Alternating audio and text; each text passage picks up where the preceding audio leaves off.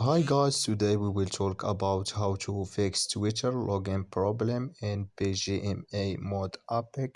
We will just click here on settings. We will just click here on settings. Then we come here to this is window like you say, and we go down. We will just click here on apps.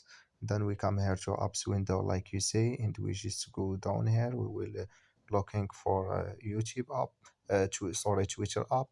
We will just go down and we click here on Twitter. Then we come here to app info window. We will click here on for stop. Then we click here on OK, and you just click here on storage. Then you come to this is window. You click here on clear cache, and you click here on clear data here, and you turn off your phone and turn on it, and it's going to work with you. So thank you for your watching. Don't forget to support us by like and subscribe, and see you in next video.